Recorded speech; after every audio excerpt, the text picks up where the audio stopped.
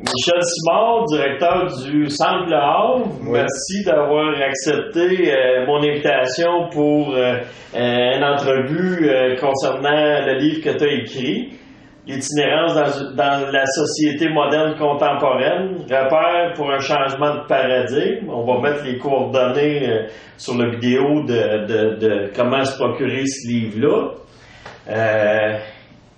Je dirais dans un premier temps, Michel, pourquoi écrire ces livres-là? C'est à quoi, si je te demandais c'est quoi ton premier but? Bien, je dirais que je l'ai écrit d'abord pour moi. OK. Okay? Pour voir plus clair dans une expérience qui est tout de même proche de 30 ans, là, un peu plus de 27 ans, là, dans le milieu de l'itinérance, où j'ai développé plusieurs services et plusieurs organisations. J'étais très engagé et j'ai tout le temps écrit un peu différentes choses. Et là, je suis arrivé à un moment où, écoute, j'ai parlé avec beaucoup de gens, tu sais, je fais des conférences, mais aussi en accompagnant des gens. Et une des choses que je me suis rendu compte, c'est quand je parle avec des gens d'un certain sujet, par exemple, disons de l'urgence sociale, Ouais. les gens me disent tous qu'ils comprennent, tout est clair. Puis là, je rencontre un mois, 2 mois plus tard, puis là, je me rends compte qu'on comprend exactement le contraire. Je me Autre chose. que ce que moi, je voulais dire. Okay? Okay. Alors, ça, c'est un des constats que j'ai. Là, ben, je me suis dit, faut que je dirais que je prenne le temps de développer un peu plus. OK. Puis, je suis conscient aussi qu'il y a, j'ai fait des parcours qui sont un peu, disons un peu en solitaire. Okay. Et c'est de répondre tout le temps à des situations d'impasse dans lesquelles moi je me trouvais. Okay. Je ne suis pas quelqu'un qui a planifié un développement, je suis quelqu'un qui s'est toujours confronté à des situations dans lesquelles j'étais impuissant. Okay. Et pour lesquelles j'ai cherché des réponses d'abord ailleurs et j'en trouvais pas. Et par exemple, au départ, on remonte là au début des années 90. Tu sais, j'étais responsable d'un refuge de nuit pour les hommes. Et je me rends compte que j'ai des gens qui viennent, qui sont complètement hallucinés, complètement délirants. Et écoute, je me dis, bon, ben, il faut aider ces gens-là. Donc, tu sais, je pars avec eux, je m'en vais à l'hôpital. Puis là, à l'hôpital, bon, après un petit court-circuit à l'urgence, ils retournent dans la rue, là, c'est très, très rapidement. C'est dangereux pour être gardé. Ben, ça passe pas. Ouais. Mais là, je pars, puis je vais dans le réseau communautaire en santé mentale. Et là, ils sont trop désorganisés pour intégrer des programmes qui sont des programmes thérapeutiques. Ouais. Alors, je fais quoi avec eux? Ouais. Et moi, qu'est-ce que je fais avec eux? C'est que le matin, à 9 h, je les mets dehors. Ouais. Et là, je me dis, ben, je fais probablement partie du problème. Alors, comment je vais changer ça? Alors, j'ai fait le tour un peu du réseau, puis j'ai vu que tout le monde fait ça. Et ceux qui ne font pas ça, qu'est-ce qu'ils font? Ben, ils font des programmes thérapeutiques pour aider les gens à s'en sortir. Mais eux, ils sont ni dans l'un ni dans l'autre. Donc, ils se retrouvent à la rue. Alors ça, tu vois, à partir de ça, j'ai commencé à réfléchir de comment on peut, dans les sociétés modernes d'aujourd'hui, adapter des réponses d'urgence à des besoins comme ceux-là. Et de fil en aiguille, les choses se sont bâties. Et une des grandes difficultés que j'ai réalisées, moi j'étais intervenant qui aimait beaucoup l'accompagnement thérapeutique. Donc j'ai développé des choses en parallèle à ce niveau-là, mais qui correspondent à mes intérêts à moi. Et j'étais de plus en plus confronté à des gens pour qui ça ne répondait pas à leurs besoins. Et là, je savais qu'il fallait que je développe un système de réponse d'urgence, pour lesquels, en fait, c'est assez simple. L'idée, pour moi, c'est la même chose que l'urgence de l'hôpital. Dans un univers d'urgence, tu priorises non pas les gens qui ont un bon pronostic, mais tu priorises ceux pour qui tu as moins de chances que ça marche. Alors ça, c'est le monde de l'urgence. Et là, je me retrouve avec des intervenants qui, eux, sont formés pour travailler avec des gens, pour les aider à changer. Les motiver. Donc, pour les motiver, etc., etc. Et ils ont tendance à choisir les gens qui ont les bons pronostics de changement. Alors, et là, je me rends compte qu'ils sont tous formés comme ça. Alors ça a été mon premier défi. Accompagner les gens, lui dire, tu vois ce que tu as appris, là, ça, tu ne te sers pas de ça. Et on recommence. On commence, OK? Et, bon, tranquillement, comment développer une méthode d'urgence, une méthode de travail qui, pour des intervenants qui ont une ambition d'avoir une activité professionnelle, fait du sens. C'est un des grands problèmes, parce qu'on laisse ce travail-là soit à des bénévoles ou des anciens de la ligne, tu sais, puis finalement, ça devient de la gestion sécuritaire. Mais les gens qui sont là, ce sont des gens qui ont des problématiques, souvent les plus désorganisées, que les autres dans les milieux professionnels n'arrivent pas à gérer. Alors là, moi, est apparu rapidement un autre mandat, c'est-à-dire de réussir à non pas responsabiliser les personnes, mais à responsabiliser le réseau public en particulier par rapport à cette clientèle-là, pour dire c'est du travail pour des professionnels. Ouais. Et il faut vraiment amener les ressources là. Alors, de fil en aiguille, c'est comme ça que ça s'est bâti. Parce que ça, une fois que la méthode est trouvée, et qui est au fond assez simple, on se sente. L'idée de l'urgence sociale, c'est de dire quand quelqu'un vient me voir, c'est qu'il n'y a pas le choix, il est pris dans une impasse, puis il ne peut pas s'en aller ailleurs, puis il n'est pas capable de le régler. Il te le dira peut-être pas tout de suite, il se le dira peut-être pas lui non plus, surtout s'il est halluciné. Là. Ouais, mais la réalité, c'est ça. Alors, ton travail comme intervenant, c'est de réussir avec la personne à identifier quelle est la chose la plus importante à régler le plus rapidement possible pour dénouer cette impasse-là pour cette personne-là. Tu te mets là-dessus à l'arrivée de la personne. Puis tu bâtis un plan d'intervention d'urgence avec elle, puis tu le mets en action. Mais ce n'est pas un plan d'intervention structuré, thérapeutique, réadaptation, etc. C'est d'une simplicité désarmante. Il n'y a pas d'argent, il ne peut pas se louer son loyer, il a été expulsé, toutes ses affaires sont sur le trottoir, il n'y a pas de médication, mais il doit en prendre une. Puis, bon, tu sais, c'est des problèmes à cet ordre-là qui apparaissent, là. Et on est là-dedans. Et on gère ça maintenant. Mais une fois que c'est là et que ça marche, ben là, assez rapidement, je me suis retrouvé dans une autre cul-de-sac. Parce que c'est bien beau, là, de régler ces problèmes-là. Mais quand il n'y en a pas de place dans la communauté, là, quand il n'y en a pas de... Non seulement il n'y a pas de place pour dire de logement, mais même si tu en as un, là, il n'y a rien à faire pour toi dans ce monde-là. Tu ne sers strictement à rien. Ouais. Tu regardes le mur, tu n'as même pas l'argent pour te payer le téléphone. Tu sais, bon. Alors, puis si tu l'avais, il n'y a personne qui t'appellerait. C'est ça, tu n'as pas de numéro à signaler. Bon, tu peux bien passer une semaine comme ça, là, mais il arrive un moment où ça ne marche plus. Alors, qu'est-ce que tu fais quand ça ne marche plus? Ben, soit tu t'en vas à l'hôpital, s'ils ne veulent pas le voir, tu t'en vas dans la rue. Okay? Et là, tu retrouves du monde. C'est ton milieu de socialisation. Alors là, à partir de ça, j'ai dit, bon, ben écoute, on a un bon problème, là.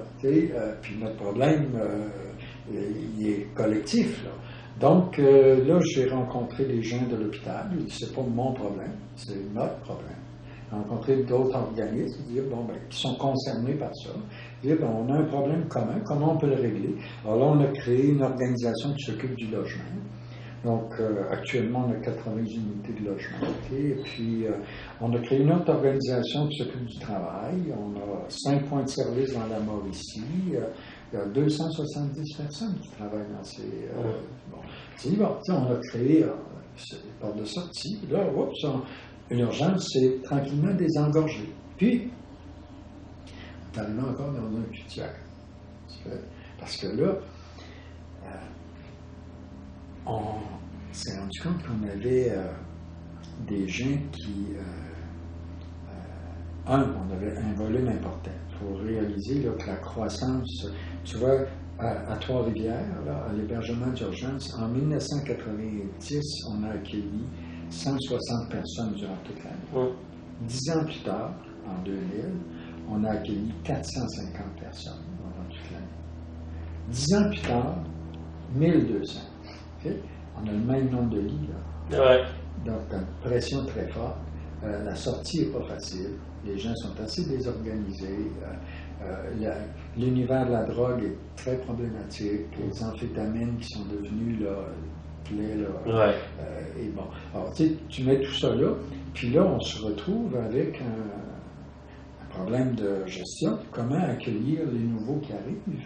Lorsque tu as un volume comme ça, puis tu as un groupe de gens qui sont récurrents, ouais. puis qui ont des problèmes d'alcoolisme sévères, et qui dorment sous les viaducs, puis qui ont des problèmes de santé là, assez importants. Comment faire? Alors là, une des solutions qu'on a eues, on a acheté une maison de chambre, 23 lits, et c'est une maison où on accueille les gens qui peuvent consommer sur place. Les gens qui ont les problématiques les plus chroniques. Là.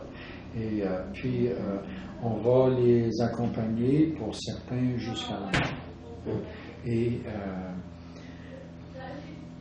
ce qui est fascinant, ce qu'on a découvert, en fait, fascinant quand on fait ça, là, c'est quand on fait ça, parce qu'on ne demande pas évidemment aux gens d'arrêter de boire. Là, bon, il y a des exigences. Ils ne peuvent pas boire dans les espaces communs. Ils ne peuvent pas boire, maintenant sur les balcons, mais dans le cours, ils boivent dans les chambres. etc. Okay? Puis, mais, le constat qu'on a, c'est qu'ils diminuent de boire. Ça a un impact sur leur motivation qu'on s'occupe d'eux. Ils ont un espace à soi, ils ont un lieu, ils ont le droit, ils ont une liberté. Ils commencent presque à prendre soin d'eux autres, tout ça. Exactement. Exactement. C'est ça. Exactement. Parce qu'on crée un environnement à l'intérieur duquel on se soucie d'eux. Ouais. Et ça crée une connexion vivante. Ouais. Mais on s'occupe de leurs besoins. La première préoccupation, c'est la sécurité. Ouais. Mais c'est leur sécurité à eux. C'est de ça qu'on est préoccupé. Et ça, ils s'en rendent compte. Ouais. Parce que c'est des êtres vivants.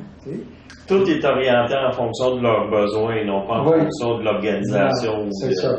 C'est sûr que l'organisation a des besoins, mais le centre pour développer la réponse aux besoins de l'organisation, c'est de répondre aux besoins des gens. Ouais. C'est une sorte de paradoxe. Puis quand on le fait, on a des impacts.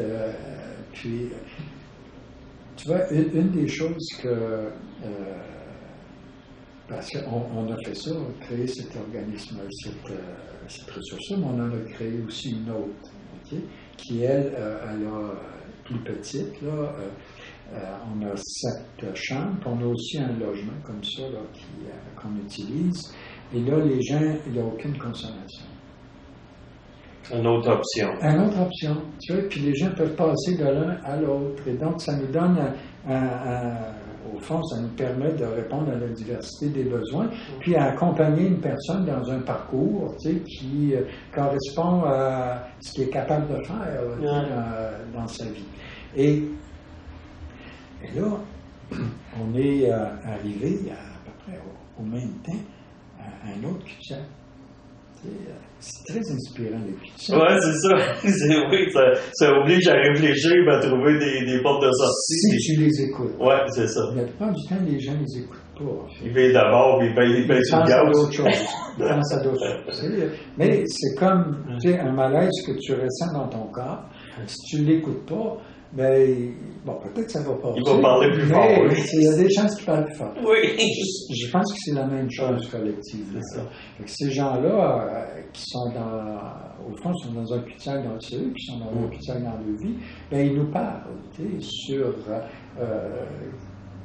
où sont les besoins? C'est les besoins qui crient, là. Alors, là, on est avec un groupe que, avec tout ça, il n'y a rien qui marche. Okay? Puis,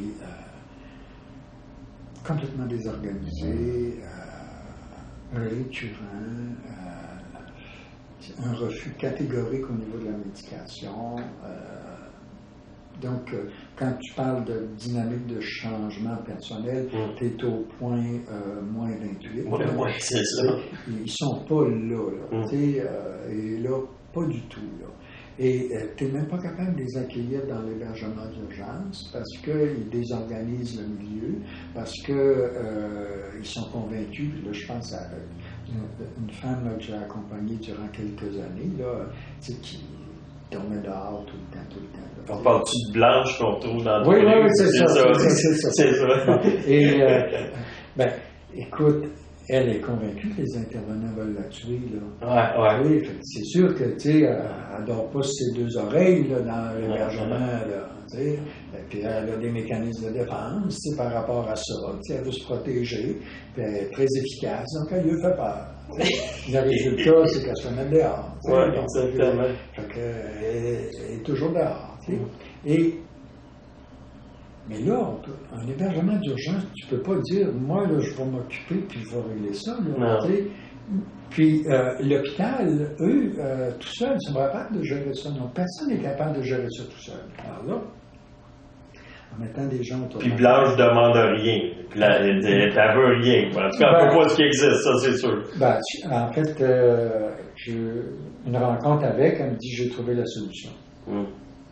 Elle dit, les gens ne sont pas viables, tu sais, tout le monde, tu sais, font toutes sortes de conneries, puis sont tous malhonnêtes, tu sais, je vais m'acheter un terrain, puis je vais mettre une maison mobile, puis je vais être correct, tu sais, puis je ne dérangerai pas personne, puis je vais pouvoir vivre. C'est très, très bien, ça. Elle dit, je suis allé à la caisse, puis elle dit, ça me prend 50 000 $. Puis on dit, pas de problème, mais elle dit, ça va vous prendre un endosseur. Alors, est-ce que tu voudrais m'endosser? T'as l'air sympathique! Tu m'endosser! C'est bon! C'est ça. Alors, ça n'a pas fonctionné. C'est ça. Moi, j'ai dit non. Je ne suis pas prête à faire ça. Donc, elle a des stratégies qu'elle met en place, mais qui ne fonctionnent pas. Alors, comment approcher ça? Alors ça, c'est de là qu'est née l'idée de dire, bon bien, on va créer une structure interorganisationnelle d'intervention avec une équipe intégrée, avec des intervenants à la fois du réseau public et communautaire, avec le mandat spécifique d'accompagner ces personnes-là, puis de réussir à ouvrir l'accessibilité de nos services. Exactement. Hey, juste pour le public, si jamais il y a un public qui nous écoute, ça, tu l'expliques bien dans ton livre. Tout à l'heure, j'ai rigolé parce que j'ai des questions sur Blanche, justement. Mais tout ça pour dire que c'est ça, pour ceux qui... Moi, je vais vraiment inviter tout le monde à lire ça, mais on retrouve ça dans le livre. C'était pour dire que les... un autre impasse, un autre cul-de-sac, et ça l'a inspiré d'autres choses. Il faut les écouter. Exactement. Il faut les écouter. Ces impasses-là nous parlent beaucoup. J'en ai plusieurs comme ça. Écoute, pour faire mon rôle d'animateur, c'est passionnant. Tu réponds déjà à des affaires, mais il y avait une couple d'affaires que j'ai lues dans ton livre, puis je veux vraiment titiller le monde. Je veux que tout le monde lise ce livre-là. Puis, je vais te prendre, si tu me permets. OK, non, je vais te laisser finir, parce que là, t'étais dans une impasse, puis ça l'emmenait à quelque chose, je t'ai pas laissé finir. Excuse-moi, vas-y. On va t'en parler d'une autre, OK? Une autre impasse. Parce que de l'impasse est née l'équipe interorganisationnelle. Je te laisserai nous en parler aussi, peut-être. L'équipe, en fait, c'est des intervenants qui appartiennent à des organisations différentes, donc des cultures différentes. Tout à fait. Mais ce qui est vraiment, je crois, original dans ça, c'est l'idée de la structure interorganisationnelle, qui n'est pas une structure de consécration. C'est une structure de service intégré, mais entièrement décloisonnée. qui transcende tous les programmes de clientèle, okay, et tous les services. Et ça, c'est une équipe. C'est pas des intervenants qui se rencontrent pour se concerter. Là. Exactement. C'est pas des intervenants pivots. C'est une équipe d'intervention dont la base est territoriale avec une population cible que personne ne peut s'occuper tout seul, mais tout le monde est pogné avec. Ouais. Ils sont très souffrants, très vulnérables. Donc, c'est pas un mandat facile, mais c'est un beau mandat.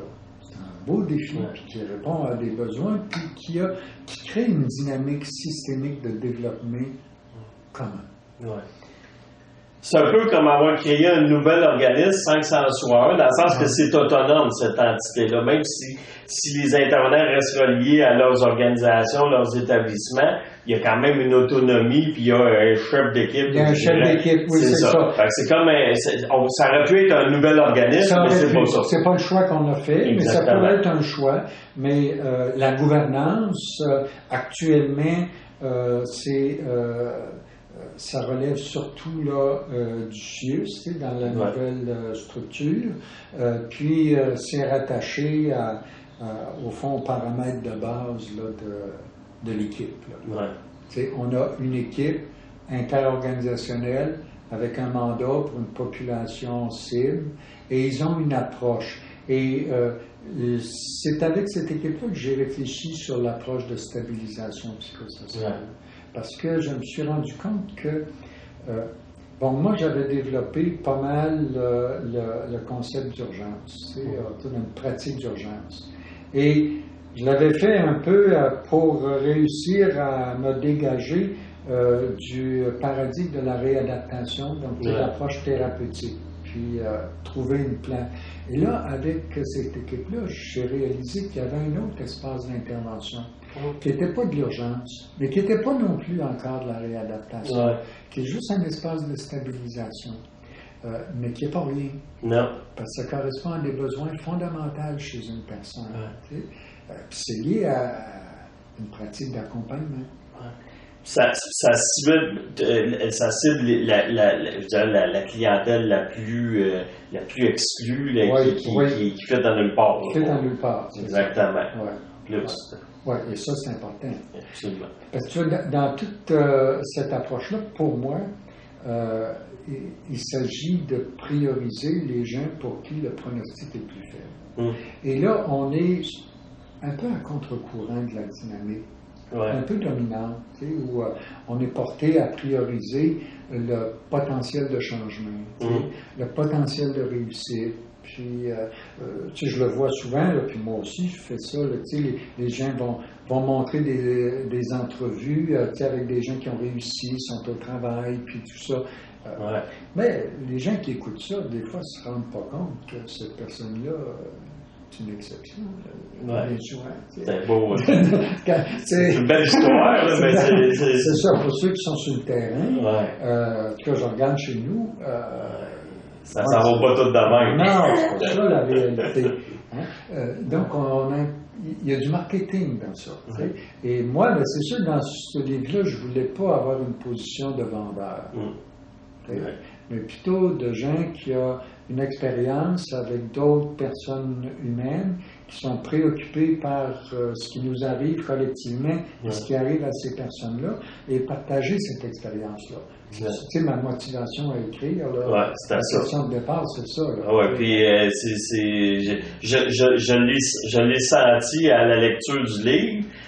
Puis je suis content parce que tantôt, quand je te posais la question comment on peut l'avoir, etc., puis tu as dit il va être disponible même en PDF gratuitement par chapitre, justement parce que moi je pense qu'effectivement, si tu l'as fait pour partager et ça doit être partagé parce que c'est une réflexion qui mérite.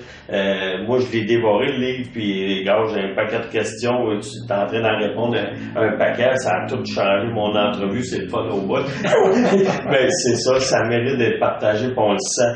Je sens la richesse, puis je le dis pas parce que c'est toi, Michel, mais je sens la richesse de l'expérience, puis on retrouve souvent ça dans des livres, puis je trouve que des fois les gens sous-estiment à quel point sais, ça a l'air de rien, là. C'est tout petit, là, hein? Tu sais, mais il y a des années en arrière de ça, de réflexion, puis dans ton cas, de réflexion bien orientée sur les personnes. Puis ça, moi, je le sens dans le livre tout le long, puis c'est le fun au bout. C'est mon guide, effectivement. Blanche demeure celle qui me montre le chemin. Et d'autres qui sont à travers ça. Hey, je vais te parler de Blanche parce que justement, dans une de mes questions, tu parlais, tu disais qu'elle était exclue de tout. Qu'elle était dans un impasse, elle était exclue de tout. Puis moi, quand je regardais ça, je réalisais que oui, elle est exclue, mais de par sa problématique, j'avais l'impression qu'elle était en train de s'auto-exclure. Fait que je ne sais pas comment tu vois ça. T'sais, parce que quelque part, elle a rencontré des gens, des systèmes, des organisations qui ont dit OK, qu'est-ce qu'on peut faire pour vous, Madame Blanche? Elle en faisait partie. Mais quelque part, elle ne fitait pas nulle part. De par les contraintes, de par sa situation, etc. Fait que, je crois que c'est le mot exclusion qui prête à confusion. Okay. Moi, je le distingue de la discrimination. Pour moi, de l'exclusion, c'est pas nécessairement de la discrimination. C'est-à-dire que, par exemple, il n'y a pas à l'urgence de l'hôpital, pour dire quelque chose, là, ou à l'hébergement d'urgence au Havre, une liste ou des critères qui fait que Blanche, considérant sa problématique, elle ne peut pas être là. On n'est pas là-dedans. On est avec des gens qui font tout ce qu'ils peuvent. Absolument. Puis qui font étirer les règles. Mais au bout de la ligne, ils touchent un mur. Parce que là, il arrive des conditions de sécurité où elle-même, elle n'est pas capable de rester là. Elle n'est pas bien là-dedans, effectivement. Incapable, comme dans les logements. C'est pas les gens qui veulent la mettre dehors, etc. C'est sûr que ça peut arriver là. Mais généralement, la réalité, c'est que les gens sont plutôt bienveillants, puis ils essayent, puis à un moment donné, là, ils n'en peuvent plus, puis ils ne sont pas capables parce que, tu sais, je pense à une intervenante, tu sais, qui va essayer de l'aider, puis elle, Blanche, elle va l'engueuler comme du poisson pourri. Toi, ma chienne, puis là, tu sais, je vais t'épargner des mots, mais elle est très efficace. C'est ça. Évidemment, le danger de ça, c'est que les intervenants, s'ils ne sont pas bien accompagnés puis formés, quand ils se sentent impuissants comme ça, puis qu'ils ont besoin de sécurité, ils peuvent avoir des réflexes punitifs. Ça existe. Donc, ça demande beaucoup de doigté pour être capable de garder la position là, juste par rapport à ça. Mais au bout de la ligne, elle ne peut pas fonctionner dans les organisations telles qu'on est. Et si on est, elle ne peut pas fonctionner nulle part. Fait qu'elle a des problématiques, mais le système est problématique. Aussi, c'est les deux qui se confondent. C'est ça, les deux. Tu sais, la problématique systémique, en fait, elle apparaît lorsque le volume apparaît. C'est-à-dire que s'il y avait Blanche, point à la ligne, puis on a Blanche, puis une anecdote. Oui, c'est une anecdote. Mais quand tu regardes sur une trentaine d'années, parce que la dynamique de la rupture sociale, c'est une dynamique qui, comme on la connaît aujourd'hui, commence à peu près là, au tournant des années 90. Là. Puis, mais ça partout dans le monde occidental. Là. Les sociétés modernes contemporaines, là, ça se situe tout à ce moment-là. Et là, il s'amorce une croissance importante de gens qui sont littéralement déportés vers les zones de rupture sociale. Donc, la rue, les refuges, puis le bout de la ligne, la prison. Et les contacts avec le réseau de la santé, ben, c'est à travers l'urgence. Mais tu sais, c'est un transit là, qui a fini dans la rue. Tu prends Montréal, Aubry Mission, en 90, ils ont 150 lits, si ma mémoire est bonne. En 2005, quand j'étais les accompagner, ils étaient rendus à 454 lits. Tu sais, bon, c'est un volume. Et, écoute, moi, j'accompagne Oldbury Mission à ce moment-là. Ouais. C'est un mandat que j'ai de la direction générale. Puis qui dit, bon, ben, on veut faire un tournoi. C'est une organisation qui a une centaine d'années. Là, okay? Donc, elle est née en 1889. Et c'est durant la première phase d'industrialisation. Et là, on est dans une phase de mondialisation majeure, avec tout le développement informationnel là, qui nous réselte un peu partout. Et là, on voit apparaître des gens qui sont littéralement là, en nombre important, là, puis diversifiés, déportés vers ces zones-là. Donc, toutes les catégories traditionnelles, là, santé mentale, dépendance, commencent à se perforer. Ouais. Parce que quand tu es dans cet univers-là, ces frontières-là, là, ça perd son sens. Là, ouais. Bon. Et moi, en 2005, j'ai le mandat d'accompagner la direction pour le changement. Parce qu'ils s'entendent qu'ils sont dans un cul-de-sac. Ouais. À Montréal, en face du Palais des Congrès, ils ont 5 étages pleins. Puis là, la question dit, on va-tu en faire un 6e? Tu fais un gratte-ciel. À un moment donné, il faut arrêter. Là, tu vas faire un gratte-ciel, ça va. Il va en avoir encore. Fait que là, j'ai dit, OK, ça va. Là, j'ai dit, je vais aller coucher à la mission 2 jours semaine durant 2 mois. Okay? Pour comprendre qu'est-ce que les gens vivent. Sentir de l'intérieur. Qu'est-ce que les gens vivent. Et là, écoute, je suis assis sur mon lit. On est le soir. Et là, ça fait déjà plusieurs fois qu'il vais. Et là, je regarde autour de moi. Et là, je me dis, je suis probablement dans le plus gros hôpital psychiatrique du Québec. Ouais. Il n'y a pas un psychiatre. Il n'y a pas un psychiatre dans la place. Ouais. Et ça, tu vois, ça m'a parlé. Là. Ouais. J'ai dit, oups, tu vois, ça, c'est un problème systémique. Ouais. Tu vois, c'est pas généré par le problème qu'un individu a. C'est un fonctionnement. Le réseau public est dans l'impasse par rapport à ça. Le réseau communautaire est dans l'impasse par rapport à ça. Tout le monde est dans l'impasse, puis tout le monde a envoyé ça par là. C'est ça. Mais il n'y en a pas d'issue par là. D'où pour moi l'importance de développer des structures interorganisationnelles qui, je pense, sont émergentes. Là. Le projet du Dr. Farmer Olivier là, à Oldbury Mission qui s'appelle PRIS. 10 lits psychiatriques là, qui sont dans le refuge maintenant. Là, pour dire, bon, on va apporter des soins. Où sont les gens? Et il faut imaginer des choses qui répondent aux besoins des gens. Il faut avoir des audaces faut innover. importantes. Parce que ça ne disparaîtra pas. Là, changement de paradigme, comme tu dis. Hey, je veux pogner, il y a 2 affaires que je veux repogner. J'en reviens à, pas Blanche particulièrement, mais dans ton livre, tu parles que parfois le logement n'est qu'un abri. Puis j'aimerais ça que tu nous en parles un peu de ça, de cet aspect-là. Puis l'autre aspect aussi, c'est 2 affaires, mais je veux pas l'échapper, c'est le fait que c'est dur pour les intervenants quand ils sont confrontés à ces impasses-là. Fait que j'aimerais ça que tu me parles de ces 2 affaires-là. OK. Ben, écoute, le logement n'est qu'un abri. Au fond, c'est... Et parfois qu'un abri. Hein, parce que oui, c'est ça, parce que...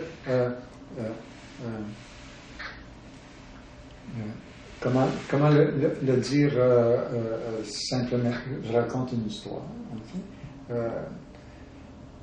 Je suis avec quelqu'un que je connais bien depuis une 20aine d'années et qui vit pas mal dans la rue depuis 20 ans.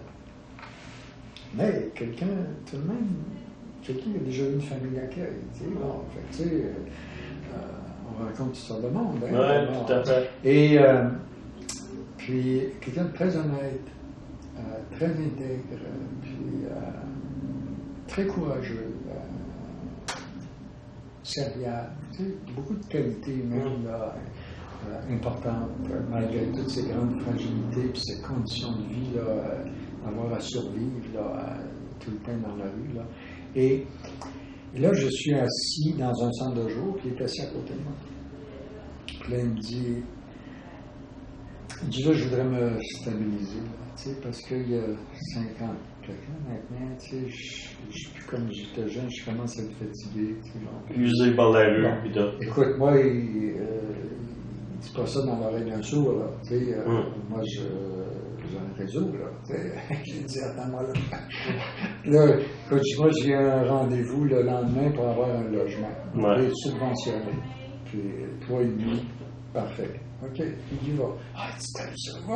Ah ouais, c'est Vas-y, cool. vas-y. Puis il y va. OK, puis on fait un bon bout.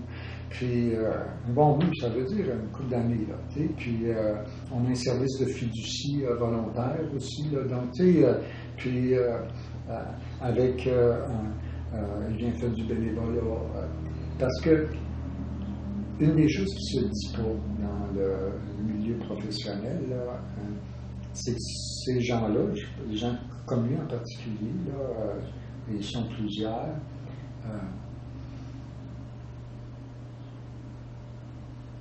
L'intervenant, c'est une famille. C'est une famille. Son intervenant devient sa famille. Oui, l'organisme référence devient sa famille. Ouais. C'est parce que ça répond à des besoins de sécurité. Si ça ne va pas, ils vont-tu être là? Okay? C'est pas j'ai quelqu'un qui va m'aider à changer, là. Non. C'est j'ai quelqu'un quand je vais me planter, ce qui va être encore là. C'est ça la base. Quand ça c'est là, il y a une pression qui tombe, tu n'as plus rien à dire, puis les choses s'améliorent. Okay? Mais donc ça va bien, il est dans son logement, puis parfait. Et à un moment donné, on se rend compte qu'il commence, il vient moins souvent. Il vient de moins en moins de liens. Puis là, oups, là, on se rend compte qu'il y a un cadenas sur sa porte. Okay? Puis là, il veut faire changer le sketch, là, parce qu'il est convaincu que le propriétaire rentre dans son appartement. Puis finalement, il va de moins en moins dans son appartement. Il a toujours son logement. Pour lui, c'est devenu juste un abri. Tant d'autres. Il a perdu la capacité d'habiter quelque part. C'est pas une bâtisse à avoir chez soi. Là. Non. C'est une bâtisse importante. C'est une condition. Là. Mais habiter quelque part, c'est s'ouvrir déjà à un projet d'aide quelque part. Et quand ça se perd, tu ne peux plus habiter nulle part. Ton logement, même s'il y a un bail de signé, tout ça, c'est un abri, puis tu vas partir. Ce qu'il a fait.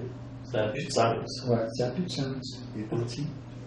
Fait que ça, c'est la première question. Puis la difficulté, ou je dirais, comme le vécu des intervenants face à souvent ces situations d'impasse-là. Ben, moi, ce que j'ai réalisé, c'est un peu la formation, la supervision que j'ai avec les intervenants là, de l'équipe itinérance, là, en particulier, là, que j'ai eu. C'est eux qui m'ont aidé à le mieux le saisir. C'est devenir responsable, devenir plus autonome, diminuer sa consommation, se rétablir. C'est pas le job des intervenants. C'est le job de la personne. On y laisse. Okay? Essaye de le soutenir. C'est tout. Une fois que ça s'est placé, tu as réglé beaucoup de problèmes chez les intervenants. Ils s'en mettent moins sur les épaules. Ils ont moins la responsabilité, puis j'oserais presque dire le feeling de performance, parce qu'on est dans cette société-là aussi. Hein? Même si tu es dans le social, même si tu es intervenant, performer et parmi les meilleurs, c'est la grosse mode. Fait que des fois, ils tombent dans ce piège-là, puis confrontés à ces impasses avec 4 cul-de-sac dans la même rue, c'est tough. Oui, tandis qu'en fait, écoute, nous, on a travaillé la réflexion qu'on a faite, parce que concrètement, là, tout ça naît des situations d'impasse.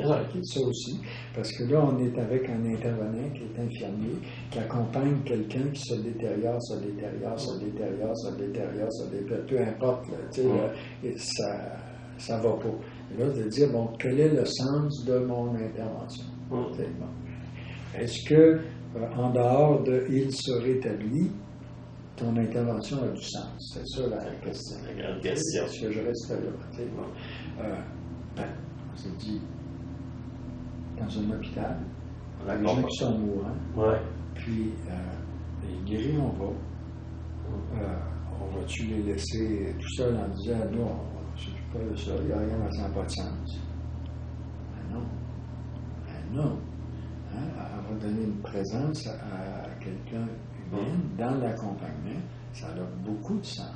Absolument. Alors, c'est comme ça qu'on a développé. Tu sais, c'est pas épuisant, c'est au contraire. Être en relation n'est pas conditionnel à un rétablissement, non. Ça peut être en relation vers la fin de vie également. Être en relation, c'est être en relation. C'est d'accepter, comme tu as dit, c'est l'autre qui fait soit son rétablissement ou son cheminement.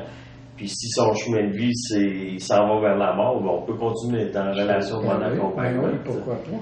Ça. Mais il faut être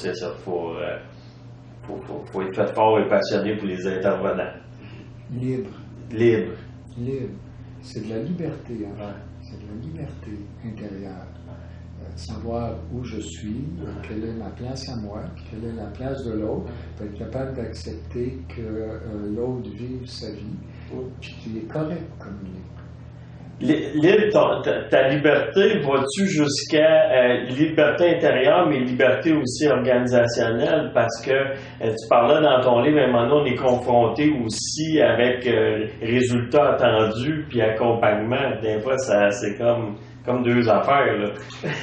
Moi, l'image que j'ai, c'est que aujourd'hui, on est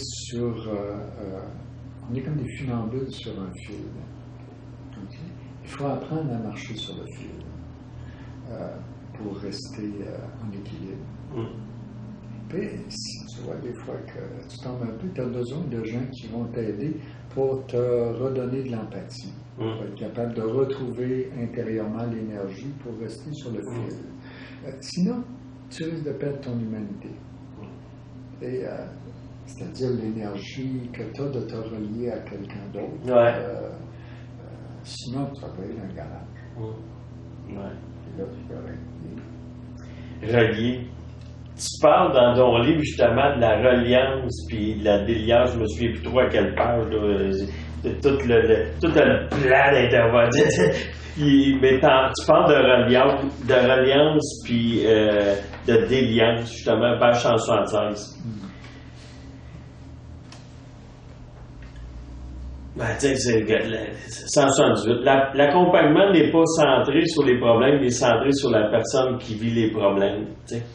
Puis tu parles du fil aussi, puis justement, un peu plus loin, il y avait une question qui me venait parce que justement, on est dans un contexte où on parle de trajectoire de service, où on parle de résultats attendus, puis dans le livre, tu dis, en tout cas, ce que j'ai cru comprendre, c'est que tu dis, la solution n'est pas là, l'accompagnement, c'est pas ça. L'accompagnement, c'est la reliance, fait que peut-être, c'est quoi la reliance? Je le prendrais du côté de l'accompagnement. Okay. Pour placer, parce que c'est un mot que tout le monde, en tout cas beaucoup de gens utilisent, là. Moi, je dirais ceci. L'accompagnement, c'est pas la même chose que le suivi. Le suivi, c'est une catégorie administrative où on gère la résolution d'un certain nombre de problèmes. Par exemple, la confidentialité, le suivi par rapport à la médication, par rapport au paiement du loyer. Ce sont tous des choses importantes, puis complexes.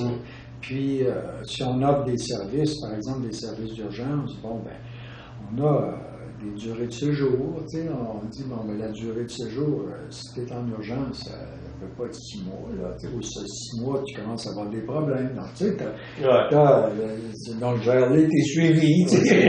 C'est ça. L'accompagnement, c'est pas ça. Okay. L'accompagnement, c'est un mode relationnel de proximité humaine dans la traversée d'une épreuve humaine. Okay? Alors, il faut s'approcher de la vie relationnelle d'une personne. Et la proximité, c'est pas une proximité géographique, là. Ouais. Hein? C'est une proximité de lien, hein, de présence. Et ça, c'est des habiletés relationnelles qu'il faut développer, ce pas des habiletés de gestion. Dans le réseau professionnel, que ce soit communautaire ou public, tu as les deux. Ouais. Ils sont dans un équilibre très fragile. Parfois, ils sont en compétition et bien souvent, la distinction n'est pas vue. Ce qui fait que les gens pensent que faire du suivi, c'est faire nécessairement de l'accompagnement. Puis ils ne voient pas en réalité cette dimension. Tu sais, ça aussi, ça me pousse à écrire. Oui, c'est ça, parce qu'on t'en parle, puis tu donnes les définitions, tu amènes des éclairages là-dessus. C'est important, tu sais, parce que si tu veux former des intervenants, puis tu les formes juste à faire de la gestion, ben, il y a une partie d'eux qui ne sera pas nourrie de leurs besoins, parce que c'est tous des gens qui veulent contribuer à aider des personnes. Mais il faut les outiller. Mais les outiller, c'est pas juste les aider à faire des plans d'intervention, là, ou à gérer des problèmes. Ça, c'est important. T'sais. Mais les habiletés relationnelles sont cruciales. Ça aussi, c'est des impasses qui nous sont amenées là. Ouais, je pense que, en tout cas, moi, ma perception actuellement, tu disais, c'est deux choses qui sont en équilibre. Moi, ma perception, c'est que c'est deux choses qui sont en déséquilibre. C'est-à-dire que l'organisationnel, il prend beaucoup de place, puis le relationnel, là, tu sais, tantôt, je te posais la question par rapport à la reliance, si on utilise le mot. Moi, je l'entends jamais. Je l'entends même plus. Mais j'entends trajectoire de service, j'entends organisation de service. Fait que pour moi, l'équilibre est un peu rompu. De là, l'importance, justement, de le ramener, d'en parler, de le distinguer un petit peu comme tu fais dans... Tu vois, la reliance, pour donner une image, on va réseauter des organismes. On va réseauter, évidemment, des ordinateurs. On va réseauter à travers Facebook. Et qu'est-ce qu'on fait là-dedans? C'est un partage informationnel. La reliance, c'est pas ça. La reliance, c'est d'être connecté avec ce qui est vivant. Ce qui est vivant à l'intérieur de soi, ce qui est vivant chez l'autre, avec la nature dans laquelle on vit, on respire, avec les arbres. Le ciel, les étoiles. C'est ça, avec la vie à l'intérieur de nous, avec la communauté. C'est ça la reliance. Et on n'est pas une culture de reliance, on est une culture de déliance. Et pour moi, le nombre de gens qui se retrouvent en rupture sociale, c'est quelque part un symptôme de ça. Oui, je suis tout à fait d'accord. J'oserais même dire que, je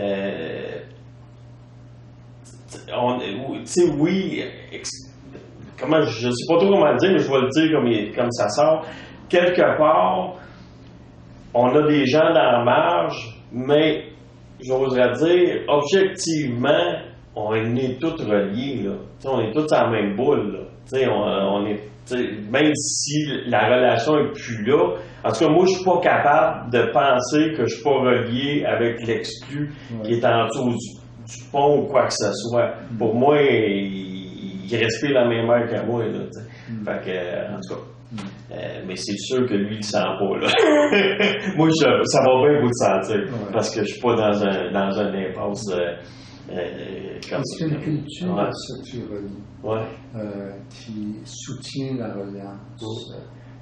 Tu vois, j'ai lu il y a plusieurs années un court texte, puis c'est un anthropologue qui va rencontrer le chef Apache Geronimo, qui était un chaman.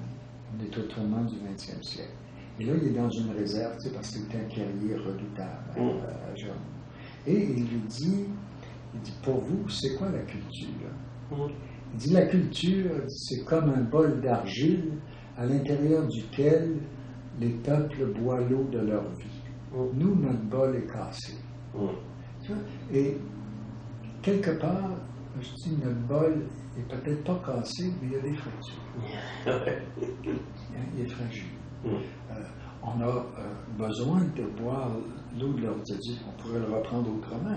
Dire, capable de donner sens à notre vie, à toutes ces dimensions de la vie. Pour être capable d'aimer la vie, et de la transmettre. Pas la transmettre biologiquement, là, mais c'est parce qu'on transmet le goût de vivre. Oui, tout à fait. Surtout que le suicide, un petit peu partout, c'est un échec de la transmission. Oui, tout à fait. Quelque part. Je vais revenir, il y a une autre affaire, mais c'est un peu dans cette lignée-là. Dans ton livre, puis ça m'a questionné. Je vais essayer de le retrouver. Je ne sais plus trop comment je l'avais. Avoir une vie. Parce que tu parles au niveau des besoins, c'est dès le départ. Tu parles d'avoir une vie. Des besoins de base, avoir un abri, une place à soi, avoir une vie.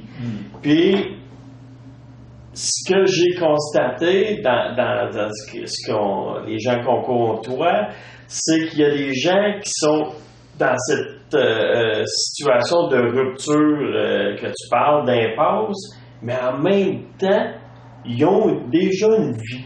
Dans le sens que, et j'en ai vu qui, même si ça fait 9 ans qu'ils sont dans la rue, ils ont déjà tout un réseau. Ils sont des pères aidants, sont des très poqués qui aident des très plus poqués qu'eux autres, puis si bien qu'ils finissent par avoir une vie. Fait que là, je me disais, comment on accompagne la personne qui, malgré sa déconnexion, malgré son impasse, malgré qu'elle est carrément dans la rue et elle utilise des refuges, c'est créer une espèce de micro-société. Fait que je sais pas si... je me dis, parce que c'est un besoin d'avoir une vie, mais là, elle l'a déjà. Fait que, on fait quoi? Il faut s'approcher. Est-ce qu'elle demande quelque chose? Parce que si ça va bien, puis elle a une vie, puis que... De quoi qu'on se mêle? C'est ça. De quoi qu'on se mêle? C'est ça. De quoi tu te mêles? Exactement. On va jaser, tu sais. Ouais. Puis c'est intéressant. L'expérience que j'ai, la rupture, c'est pas avoir une vie. La rupture, c'est perdre la capacité d'avoir une vie relationnelle avec soi et avec les autres. Quand ça se perd... Fait que lui, il n'est pas en rupture, parce que, tu sais, je t'en parle, mais en même temps, j'ai le gars dans la face, je parle de quelqu'un. Moi, je distingue la marginalité de l'itinérance proprement. Ouais. Même s'il y a des frontières là, qui sont pas faciles à placer, là, on peut, dans la société dans laquelle on est, avoir une vie en marge du monde dans lequel on est, là, puis vivre, parce qu'on n'arrive pas à trouver du sens à l'intérieur de ce monde-là.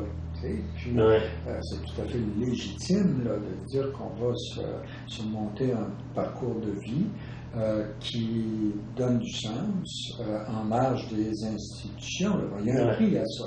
Tu n'auras pas un gros fonds de retraite. Là. Non, puis ça use. Ça use le... C'est ça. Puis, il faut voir aussi là, jusqu'où cette marginalité-là, elle est...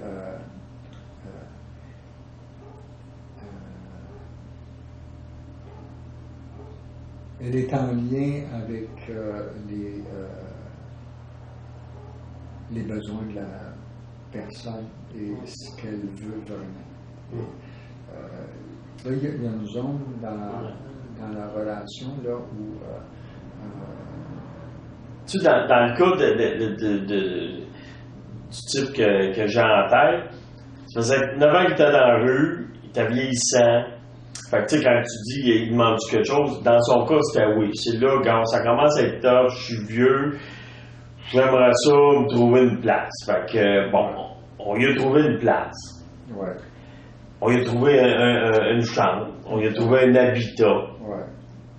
Mais en même temps, je ne sais pas comment il faut aujourd'hui, c'est assez récent. Ouais. Mais en même temps, c'est comme si on le sort de sa gang.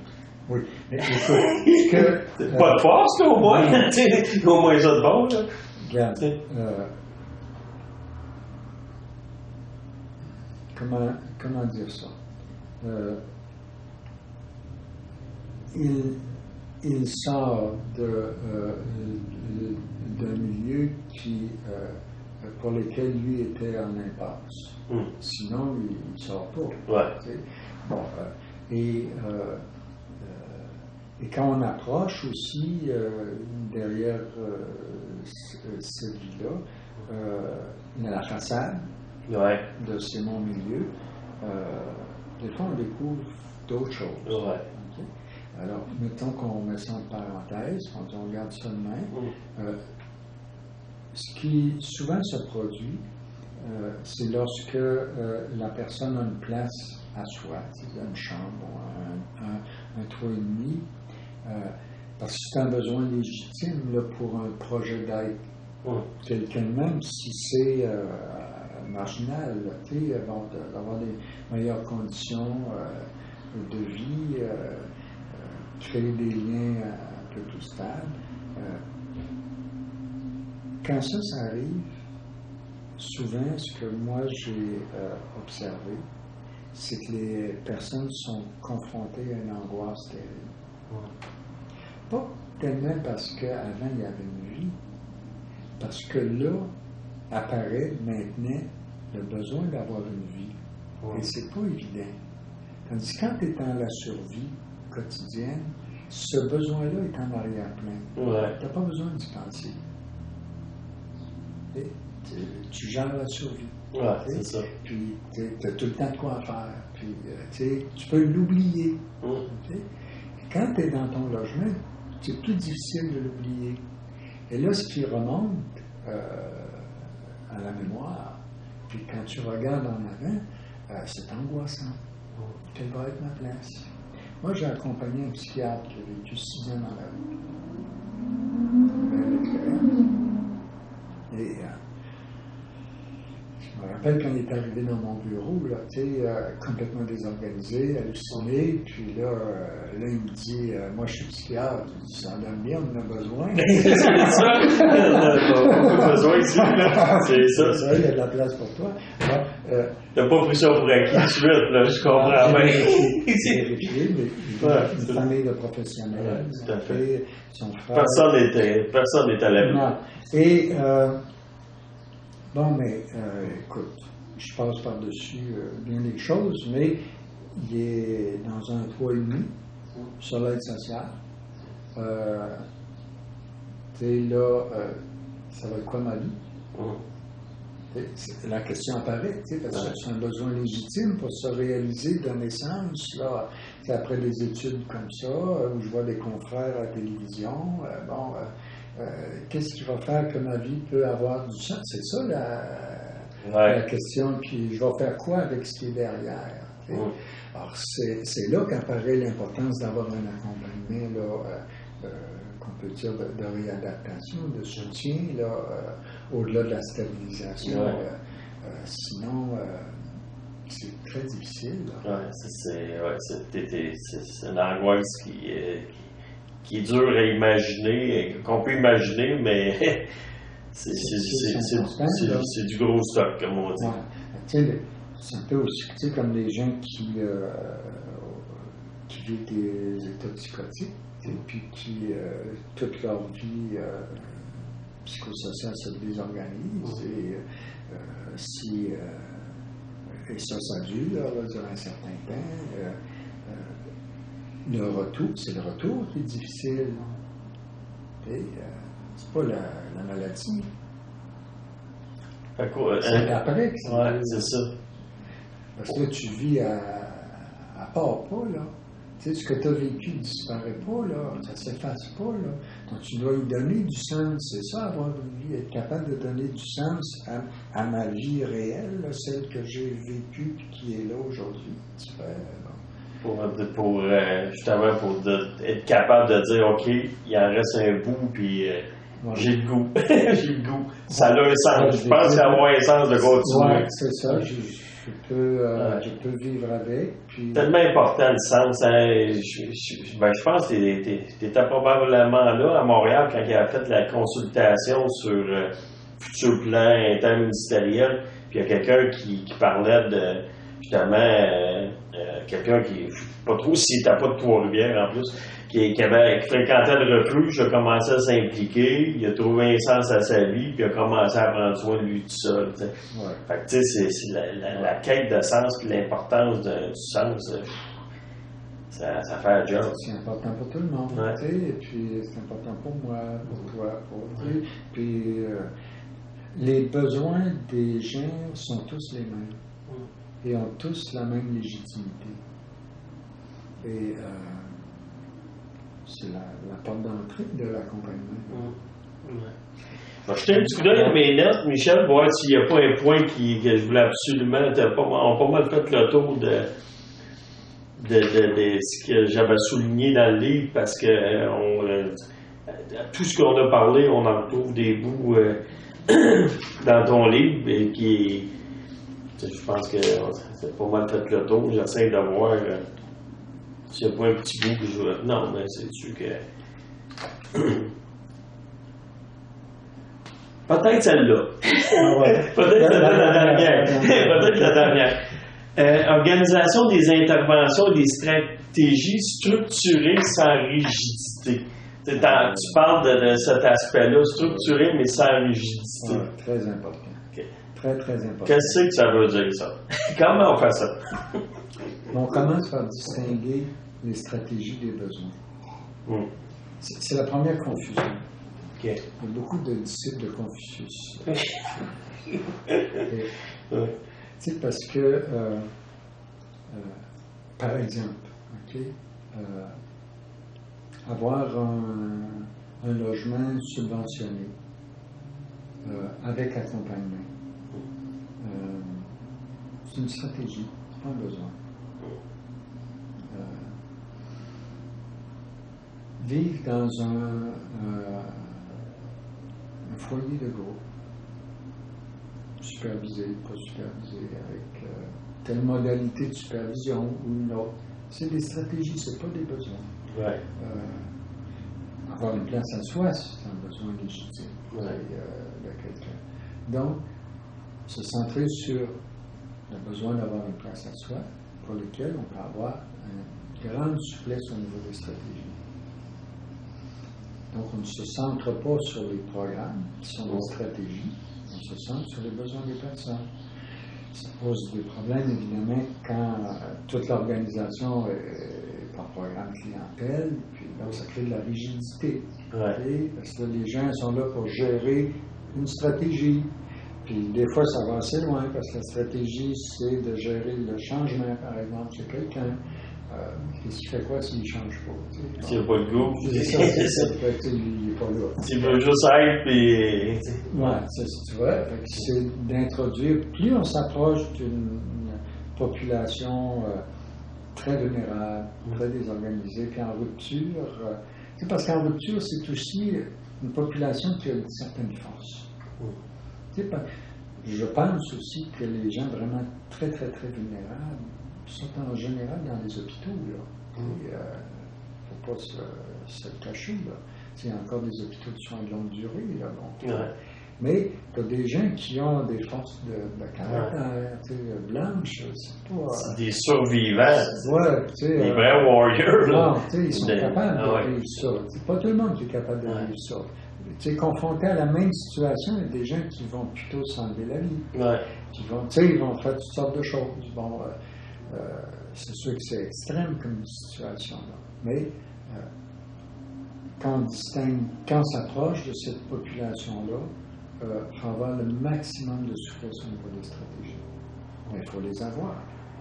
faut qu'il soit disponible. Soit disponible. C'est sûr que si tu es avec ces gens qui sont à la rue, désorganisés, il faut peut-être des stratégies d'évitation. Si la personne s'ouvre, là, tu peux l'accompagner là-dedans, mais il faut peut-être quelque chose à y offrir. Quelque chose à y offrir. Si tu n'as rien à y offrir, la même chose pour le traitement. C'est pas parce que tu dis les gens ont le droit d'avoir accès au logement sans condition préalable de traitement que le traitement, ça vaut rien. Non. C'est important pour quelqu'un qui en a besoin. Il en a besoin. Donc, il faut que tu aies accès. Mais si tu es obligé de passer par là pour aller là, puis vice-versa, là, tu réponds à des besoins d'organisation, pas nécessairement besoin de la personne. Exactement. Ça me fait penser au terme qu'on utilise souvent, trajectoire de service. T'sais. Trajectoire de service, puis flexibilité, des fois c'est un peu difficile. Oui, c'est ça. Là, tu remontes sur la corde du financier. C'est ça, c'est comment on dit avec ça. Non. Écoute, Michel, on va finir sur la corde funambule. Je pense qu'on a pédalé en masse sur la corde. Écoute, ça fut un grand honneur. Un gros merci. Puis j'invite tout le monde à vraiment à lire ton livre. Puis c'est pas parce que je suis payé à la commission pour le vendre. C'est parce que c'est précieux. Puis merci de l'avoir produit. Puis merci de continuer d'en produire. Merci beaucoup. Au plaisir.